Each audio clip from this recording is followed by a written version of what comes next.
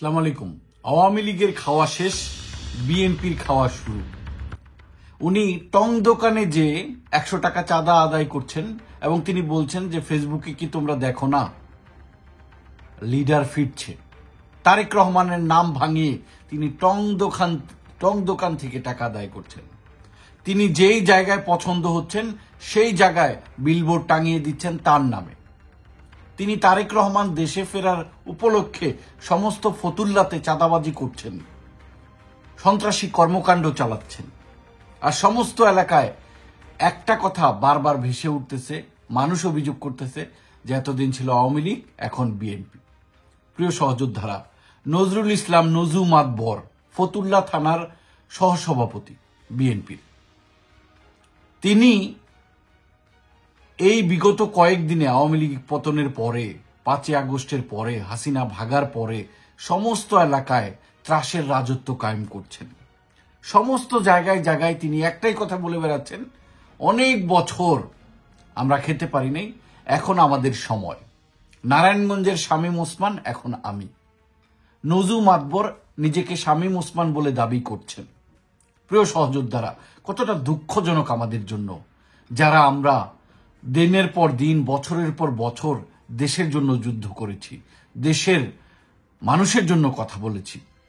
আমরা বিএনপির তারেক রহমানের নামে যে নৈরাজ্য চলছে বাংলাদেশে, একজন মানুষ থানা পর্যায়ের একটা সামান্য বিরিয়ানি নেতা একটা টং দোকান থেকে চাঁদা আদায় করছে এবং সেখানে তিনি বলছে যে ফেসবুকে খেয়াল করো না কিছু। তিনি মুদি দোকানে যাচ্ছে, চা দোকানে যাচ্ছে, তিনি ব্যবসা প্রতিষ্ঠানে যাচ্ছে, সব জায়গায় তিনি সমস্ত ফতুল্লাতে তিনি মানুষের মুখে মুখে এই কথা মুখস্থ করিয়ে ছাড়ছেন যে ফেসবুকে দেখো কি হচ্ছে, লিডার ফিরছে। সত্যিই তো, আমি নিজেও দেখেছি এই কথা। এবং তারেক রহমান যখন দেশে ফিরবে তখন আমিও তো নিজে লিখব, বীরের বেশে আমার নেতা, আমাদের নেতা বাংলাদেশে ফিরল। কিন্তু নজু মাতবর বিষয়টাকে কিন্তু অন্যভাবে নিয়ে গেছে। নজু মাতবর সন্ত্রাসী কর্মকাণ্ড চালাচ্ছে,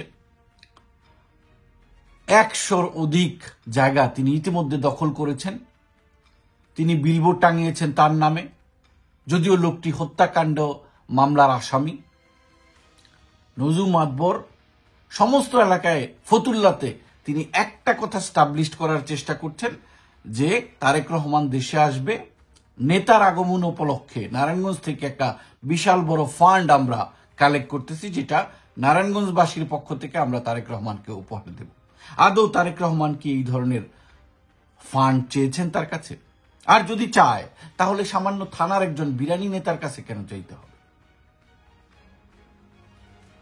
নজরুল ইসলাম ওরফে নজু মাতবর সমস্ত ফতুল্লাতে একটি আতঙ্ক, এই মুহূর্তে একটি ভয়ের নাম, মানুষের আতঙ্কের নাম। সকালবেলা ঘুম থেকে উঠে একজন মানুষ দেখে তার জমির ভিতরে নজুর সাইনবোর্ড লাগানো।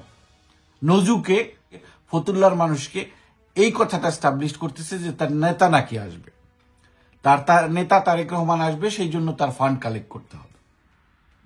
বিএনপির যারা সিনিয়র নেতাকর্মী আছেন, যারা বিএনপির হর্তাকর্তা আছেন, তাদের একটু দেখা জরুরি, বোঝা জরুরি আসলে ফতুল্লাতে কি হচ্ছে। নজু মাতবরের মতন একজন বিরানি নেতা বিএনপিকে তথা তারেক রহমানকে এইভাবে কলঙ্কিত করছেন। আমরা কই যাব? আমরা কই মুখ লুকাবো? তারেক রহমান দেশে ফেরার জন্য নজুর কাছে টাকা চাইতে হবে। নজু যেটা বলছি যে মানুষের জায়গা দখল করে ফেলতেছেন, বিলবোর্ড লাগাই দিচ্ছেন, হুমকি দামকি দিচ্ছেন।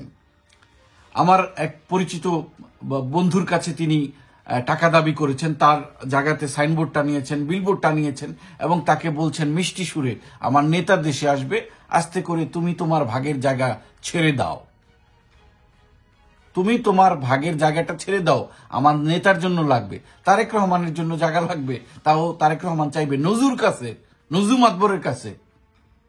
কি দুঃখজনক, কি হতাশাজনক, কি ভয়ঙ্কর বিষয়।